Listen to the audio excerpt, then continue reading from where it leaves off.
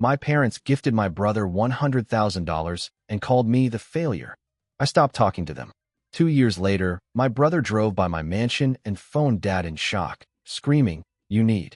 I can't exactly claim I didn't see it coming. When you've spent 28 years watching your parents treat your older brother like he's some kind of divine miracle while you're basically the leftover participation trophy they forgot to toss, you start to develop a sixth sense for disappointment. But even I wasn't ready for the phone call that came on my 20th birthday. "Evan, sweetheart, we need to talk to you about something." My mom's voice had that careful, too sweet tone she always used when she was about to tell me something I'd hate, but was expected to swallow politely. You know the type. Half kindergarten teacher, half hostage negotiator. I was in my tiny Portland studio, eating leftover pad thai for breakfast, because that's what success looks like when you're a freelance graphic designer still trying to make a name for yourself.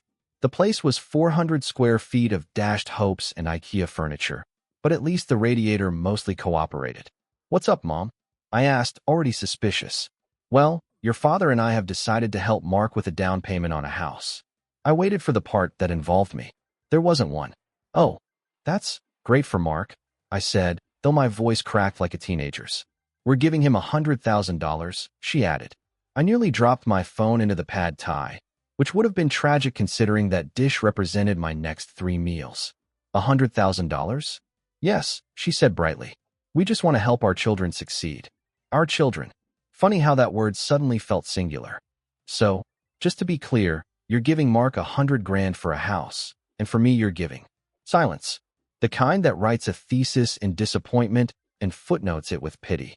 "Evan, you're in a different stage of life than Mark," Mom finally said. "You've made different choices. Mark has a stable job, a long-term girlfriend, a plan. You're still, finding yourself." Finding myself. At 28. Sure. There I was, sitting in my underwear, eating cold noodles, and watching my net worth nosedive. If that's not self-discovery, I don't know what is. "We knew you'd understand," she added sweetly. "You've always been so independent." Independent. That's a polite way of saying neglected, but who was I to correct my mother's vocabulary? The thing about being the family disappointment is that it doesn't happen all at once. It's a slow, steady drip of small slights, little paper cuts that eventually scar into something shaped suspiciously like not good enough. Mark's 3 years older, and from the minute he could toddle, he was the golden child. Literally golden, blonde hair that caught the light just right. Mom called him her sunshine. My hair was brown, practical, utilitarian. Even that was underwhelming. Mark played football. I played trumpet in the jazz band. Mark dated the homecoming queen. I dated my Xbox. He breezed through state college with a business degree while I took out soul-crushing loans to get an art degree. But here's the thing, I tried. When I was 15, I spent 3 months entering this national graphic design competition. I barely slept, obsessed over every line, and ended up winning second place out of 3,000. Dad's response: "Well, at least you tried." When Mark came in fourth at a swim meet, Dad bought him a new laptop. I swear I'm not bitter. Okay, maybe I'm a small batch IPA of bitterness, complex, hoppy, with notes of resentment. Mom wasn't always this way, though. When I was little, before Mark's halo started blinding everyone, she used to sit beside me while I drew. We'd have hot chocolate and watch Disney movies, and she'd tell me I'd be a famous artist someday. I was 7 when I drew this hideous dragon. Absolutely awful, but I was proud. Mom taped it on the fridge and made Dad admire it. "Our Evan's going to be an artist," she said, sounding genuinely proud. That was before Mark started winning things. After that, my drawings got promoted to the art wall in the basement, which is really just a fancy name for the place where forgotten dreams go to die. College was supposed to be my redemption arc. Except I graduated into the 2016 job market and discovered that exposure is apparently a valid form of payment now. My first gig offered $28,000 a year, 5 years of experience, a master's degree, and proficiency in software that hadn't even been invented yet.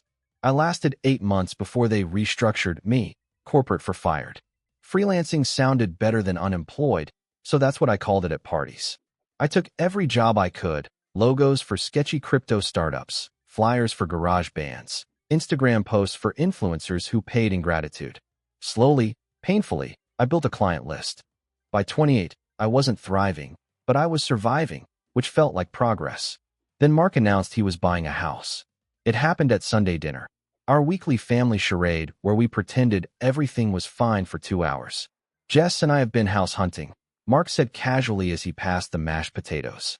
He was always passing something. Helpful, polite, golden. We're looking in Bellevue, but down payments are brutal. Dad perked up like a dog hearing the word walk. How much are we talking? Houses run about 500,000, he said. We'd need 100,000 down to avoid PMI. My parents exchanged that silent telepathic married look that always led to bad news for me. What if we helped? Dad said. Mark looked startled. Dad, that's too much. You're not asking. We're offering, Dad said, already looking proud of himself. It's time we helped our son build his future. Our son. Singular again. Mom turned to me, her face trying to arrange itself into guilt. Evan, when you're ready to settle down? I'm good, Mom. Really, this is great for Mark. Mark looked like he wanted to sink into the mashed potatoes. Thanks, Evan. I'm sure someday, totally, I said. When I'm not such a total train wreck. I smiled like I was joking, but we all knew I wasn't. That was 3 months before my birthday call. 3 months of Sunday dinners revolving around Mark's house hunt, like it was the moon landing. 3 months of hearing, we've allocated our resources elsewhere, every time I needed new work equipment. So when Mom called on my birthday to officially confirm I wasn't getting a dime, it didn't exactly qualify as a plot twist. What really caught me off guard was what came after. We're having a little celebration dinner this Sunday, Mom said cheerfully. Mark's closing on the house. You'll be there, right? A celebration for Mark buying a home, with their money, scheduled right on my birthday. Perfect. Actually, I already have plans, I lied. Oh, what kind of plans? Eating ice cream straight out of the carton and reflecting on my questionable life choices, most likely. But I said, meeting some friends. You know how it is. Well, we'll miss you then. Maybe we can do a birthday dinner next week? Sure, Mom. Next week. We both knew next week was never going to happen. I hung up and just sat there, staring at my life like it was some tragic indie film. 28 years old. 400 square feet of rented mediocrity. A net worth hovering below zero. A family that remembered I existed maybe a dozen times a year, mostly when they needed a convenient comparison point to feel better about themselves. And that's when something inside me shifted. It wasn't dramatic. No cinematic moment. No inspirational soundtracks swelling in the background. Just a quiet, steady realization that I was done. Done chasing approval. Done showing up just to feel inadequate. Done being the sad footnote in Mark's success story. I wasn't planning some grand announcement or tearful confrontation. I was simply going to stop. Stop calling. Stop visiting. Stop feeding energy into something that had never given any back. They could keep their golden boy and their perfect little narrative. I'd build something of my own. I didn't know what it would look like yet, but it would be mine. The first week of silence felt strange. My fingers would hover over my phone, ready to text Mom some random meme or thought about the weather. Just habit from 28 years of trying to stay connected to people who never really noticed if I didn't. By the second week, I realized they hadn't reached out either. Not a single, hey, how are you? Or, we missed you at dinner. Nothing. Just silence. Which, honestly, told me everything I needed to know about how often I'd even crossed their minds before. Mark texted once. You good? Mom said you've been busy. I wrote back. Yeah, swamped with work. Congrats on the house. He sent a thumbs-up emoji. That was the full extent of our brotherly bonding. Here's something nobody really warns you about going no contact with family. It's not missing them that's hard. It's realizing how little you actually miss them once they're gone. I thought I'd feel this huge, aching void, like a missing limb. Instead, it felt like taking off a backpack full of bricks I didn't realize I was carrying. Lighter. Freer. Like I could finally breathe. Of course, freedom doesn't pay rent, and my 400 square feet of freedom still cost way too much. So I threw myself into work with the kind of manic focus that usually ends in either a nervous breakdown or a breakthrough. Thankfully, I landed closer to the latter. I'd been working on a logo for this small coffee roasting business owned by a guy named Marcus, a middle-aged ex-corporate type who'd quit the 9-to-5 grind to chase his dream of selling artisan coffee to hipsters. We'd been going back and forth on the design for weeks. I wanted to feel authentic but modern, rustic yet clean, bold but understated, he kept saying. Translation, I have no idea what I want, but I'll know it's wrong when I see it. Still, On revision number 17, something finally clicked.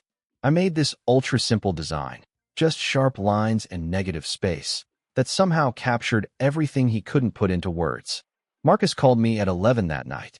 "Evan, this is it. You nailed it. How much do I owe you?" I'd originally quoted $800, which was already way too low for the time I'd put in, but something in me hesitated before answering.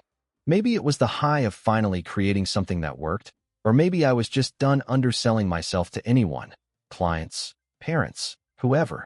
1,200, I said, half expecting him to haggle. "Done," he said immediately. "Actually, I'm opening a second location next year. Would you want to handle all the branding, signage, menus, packaging, everything?" I tried to sound casual. "Yeah, I could probably fit that in." "Great. I was thinking around 15,000 for the full project. That okay?" I nearly inhaled my own spit. 15 grand was more than I'd made in the last 4 months combined. "Yeah, that works." After I hung up, I just sat there staring at the wall. $15,000. For doing something I enjoyed. For a client who respected my work. It felt like validation and payback rolled into one. That project opened doors. It led to another, then 3 more after that. Turns out when you stop spending all your emotional energy begging for your parents' approval, you suddenly have a lot more creative fuel to burn. Within 6 months, I'd doubled my income. Still not rich, but comfortable enough to buy groceries without holding my breath at checkout. I moved out of my 400-square-foot sadness cube into a 1-bedroom with actual separate rooms. Revolutionary. I even bought a couch that wasn't from Craigslist. By month 9, something strange happened. I woke up and felt content. Maybe even happy. My life wasn't glamorous, but it was mine, and that was finally enough.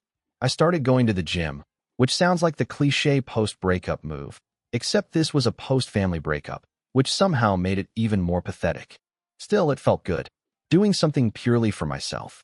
And honestly, spite makes a great pre-workout. Then around month 10, I met Sarah at a coffee shop. She was typing away on her laptop at the table next to mine, and we started talking about how terrible the Wi-Fi was. We bonded over the shared misery of freelance life. She was a copywriter, grinding just like me. We started working together, coffee shops, libraries, eventually at each other's apartments. It wasn't romantic at first, just 2 people who got it. Then one night, while we were working late at her place, she looked at me and said, "You know, I really like you." I froze completely.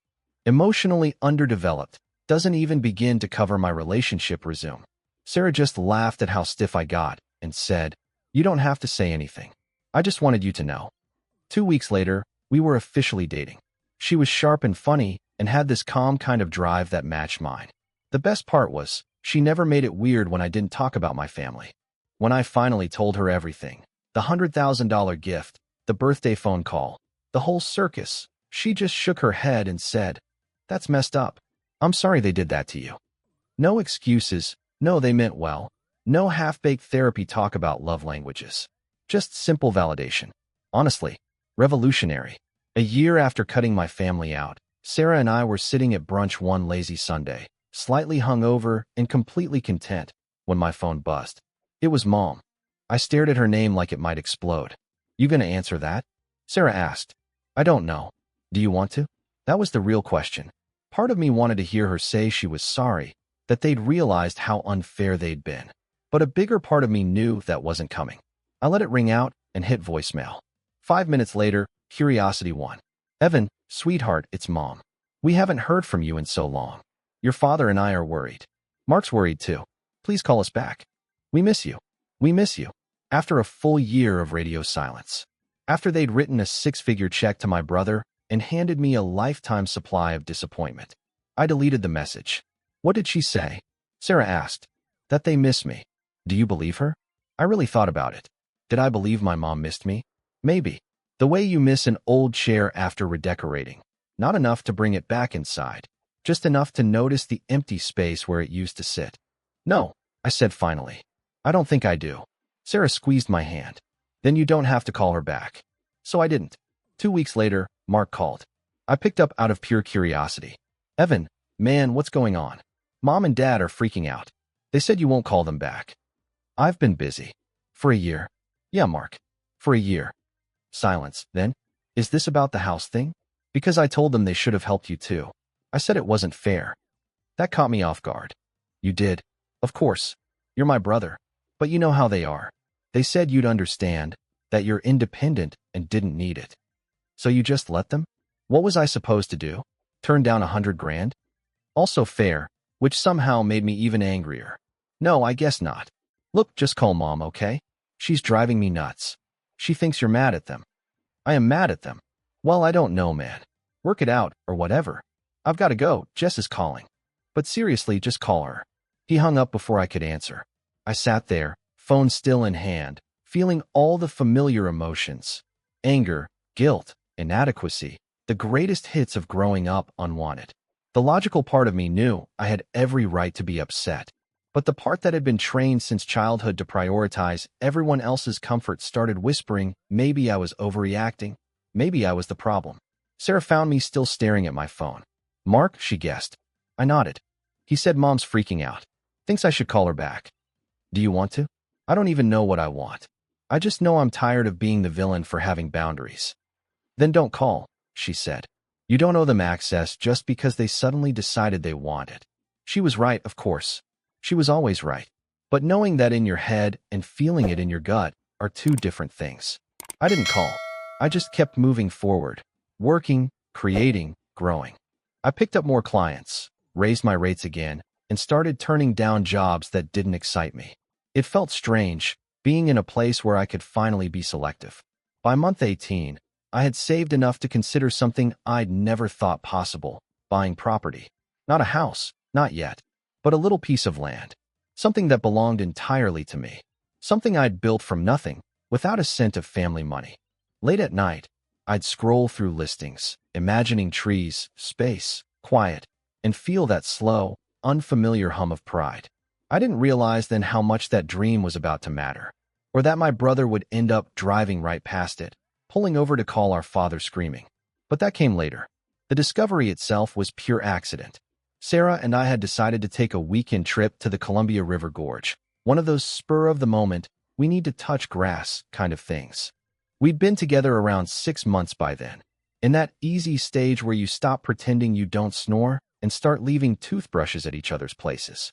On the way back, we got spectacularly lost. The GPS quit, and Sarah was navigating with a paper map like some kind of pioneer.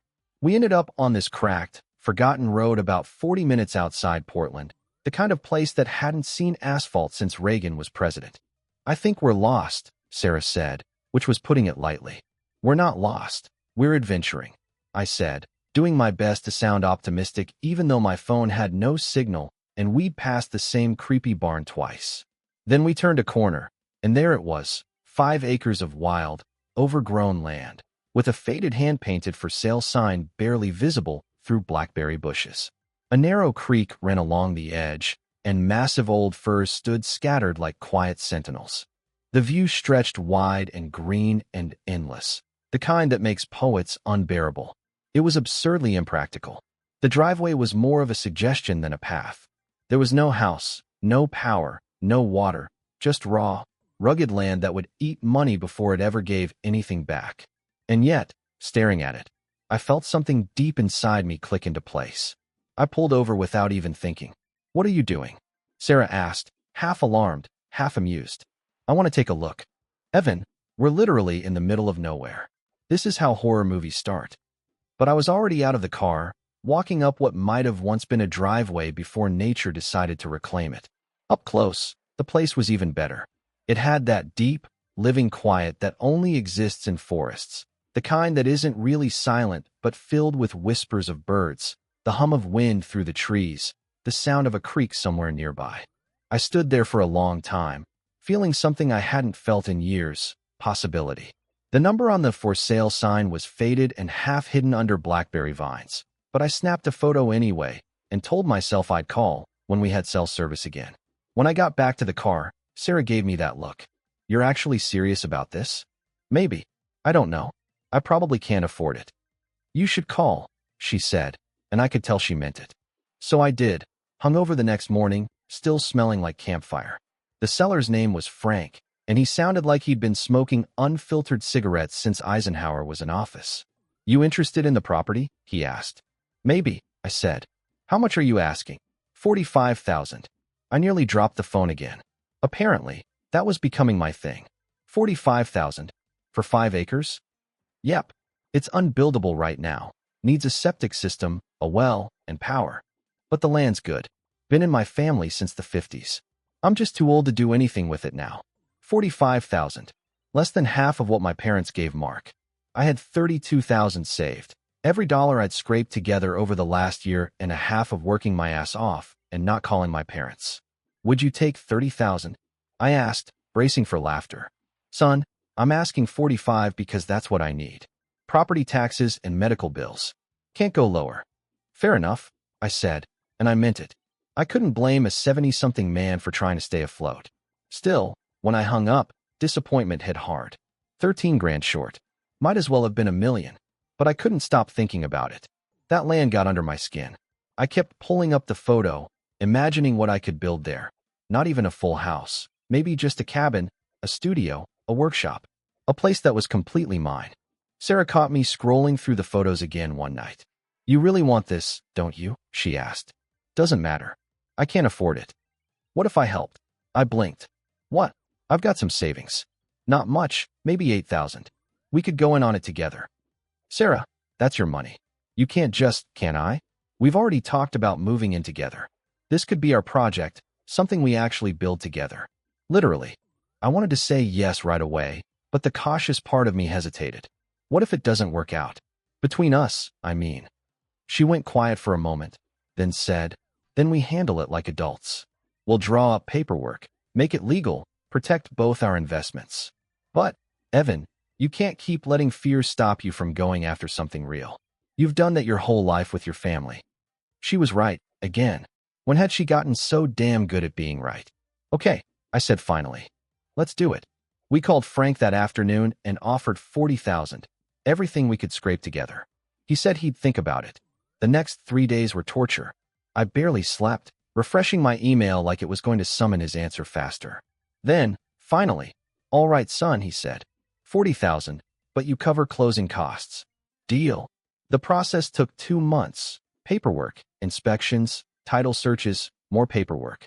Turns out buying land is mostly just signing your name until your wrist gives out. Sarah and I had a lawyer draw up an agreement. 60% mine, 40% hers, based on what we'd each put in. If we ever broke up, one of us would buy the other out or we'd sell and split the profit. It was about as romantic as a prenup, but also necessary. Closing day was oddly anticlimactic. Just me, Sarah, and Frank sitting in a bland title office signing documents. When it was done, Frank handed me the old hand-painted for sale sign and said, "You earned it. Good luck with the place." And just like that, I owned land. 5 acres of quiet possibility. After he left, I stood outside holding the deed, and for the first time since I was a kid drawing dragons on scrap paper, I felt proud. The first few months were just cleanup. Sarah and I drove out on weekends with gloves and garbage bags, cutting down blackberry brambles, hauling out trash from previous owners. It was grueling, dirty work, but satisfying in a way that made you sleep better at night. I started sketching plans for a small cabin. Nothing fancy, maybe 800 square feet, something I could actually build myself with enough YouTube tutorials and pure stubbornness. Then I had a better idea. One of my clients, a young architect named James, designed eco-friendly homes.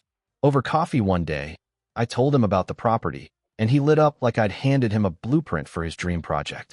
What if we made it a showcase build, he said. I design it. You handle all my firm's branding and marketing and trade. We document the process, use it for both our portfolios. James, I can't afford anything fancy, I said. Who said anything about fancy? He grinned. Small, efficient, sustainable. We'll do it right, keep costs low, and prove you don't need a $100,000 handout to build something beautiful. That last part hit me right in the chest. He knew my story. Most of my close friends did by then. Over the next 6 months, we worked side by side designing a 600-square-foot cabin with a loft bedroom, composting toilet, rainwater collection, and solar panels. Not because I was trying to save the planet, but because it was cheaper than running utilities out there. The total budget came to around $65,000, including permits, materials, and labor.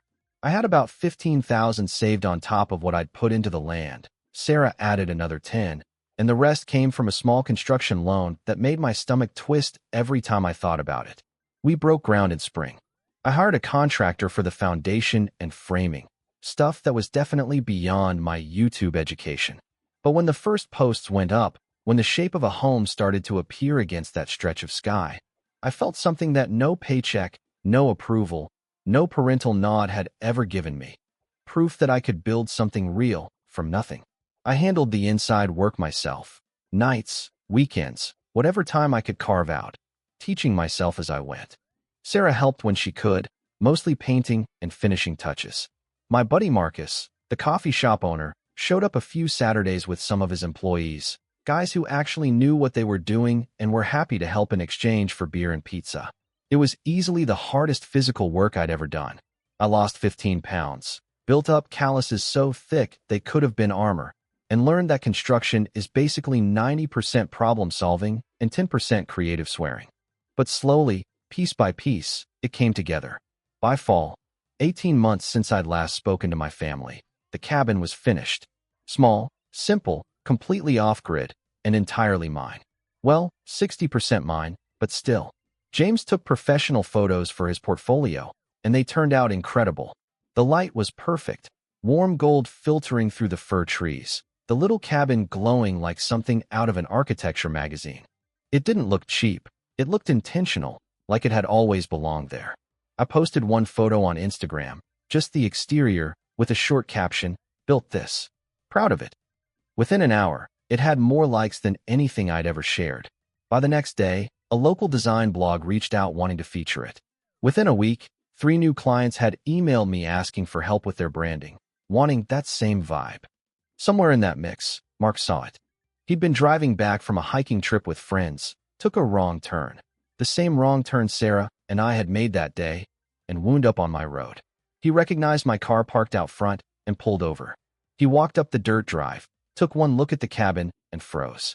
Then I heard him yelling into his phone, "Dad, you need to see this right now." His voice was loud enough that I heard it from inside, where I was installing cabinet handles. I stepped outside and found him standing there, phone still in his hand, eyes wide. "Hey, Mark." He hung up without looking away from the cabin. "What the hell is this, Evan?"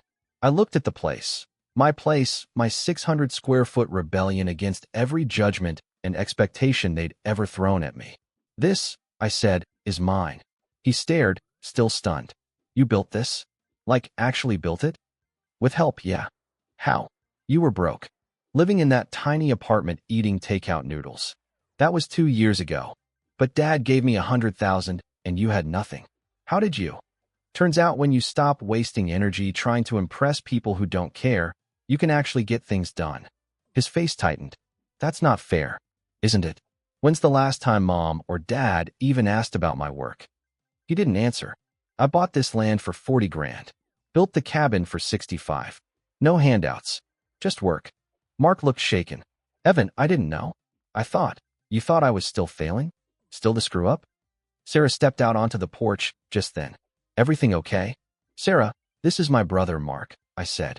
They exchanged awkward smiles. She went back inside. Mark watched her go. "You bought land with your girlfriend?" "We drew up contracts. Made it official. You know, like responsible adults."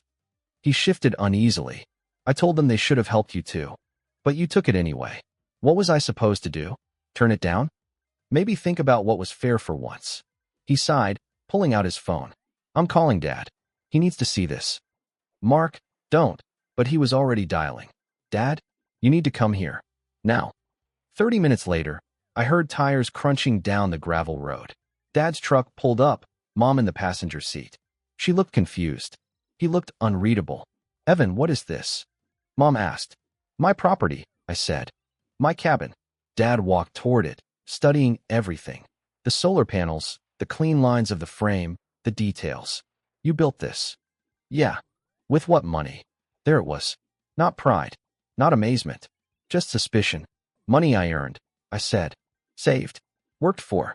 No loans from you. No help. We thought you were struggling." "I wasn't struggling. I was working, building something that mattered. Without you." Dad's voice softened a little. "He's right, Susan. Look at this place. There was something different in his tone, something I hadn't heard before. Respect, maybe, or regret. We gave Mark 100,000, and he bought a house like every other house in his subdivision. Evan built this for half that. Mark started to protest, but Dad cut him off. I was wrong about you, he said quietly. About what success looks like. You weren't failing. You were just doing it your own way. I didn't know what to say. I'd imagined this moment for years, and now that it was here, it felt smaller, sadder. You should have called us, Mom said. We were worried. Were you? I asked. We're just uncomfortable because I finally stopped trying. She flinched. That's not fair. Neither was giving Mark everything and giving me nothing but criticism, I said.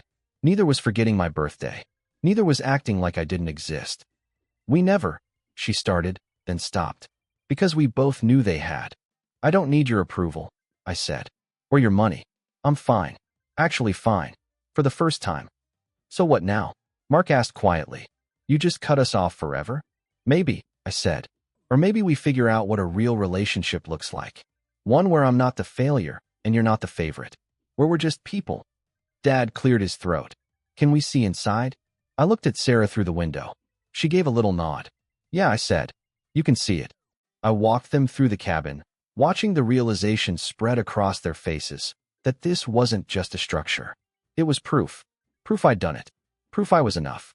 When we stepped outside again, the sun was sinking through the trees, everything glowing gold. I need time, I said.